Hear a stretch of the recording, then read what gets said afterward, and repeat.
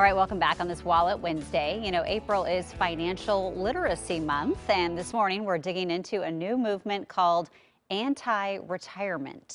People often are so focused on making sure they're financially ready to retire that they forget to plan for what they want to do in retirement. So joining us to talk a little bit more about the idea, maybe change the way you think about your golden years, is author and financial expert Milledge Hart. Good morning. Good morning. So what is this anti-retirement movement?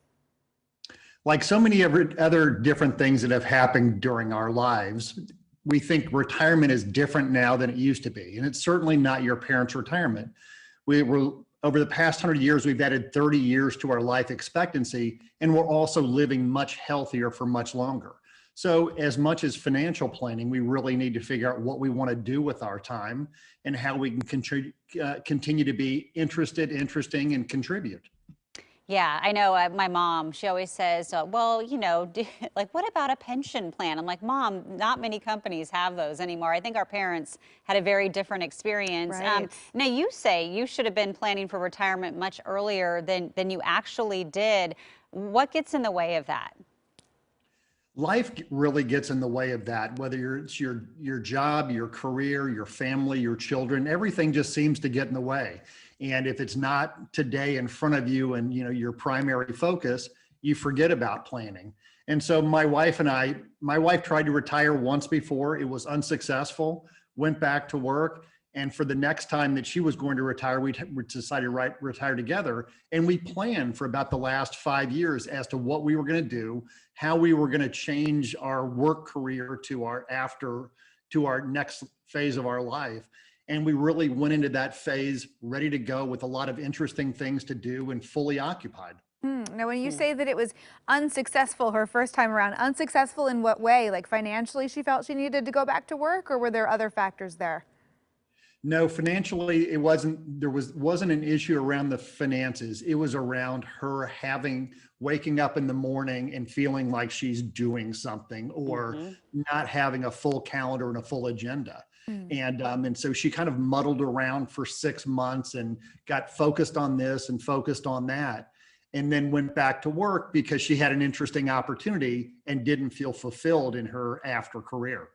And so the next time, as soon as we finished, left full-time work, we actually ripped off the Band-Aid and went to move to London and lived there for 2 years. So for us, we wanted to create a real distinct difference between our work career and our next career. And so we ripped the Band-Aid off and moved to London.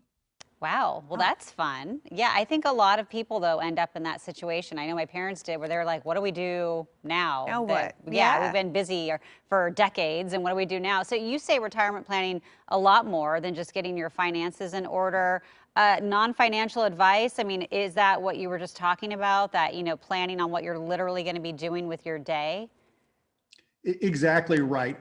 My wife and I wrote a book called The Resolutionist, Welcome to the Anti-Retirement Movement. One of the resolutions was ripping the Band-Aid off, which is creating a real distinct difference between what your work life is and what your post-work life is. Another is developing a new metric system.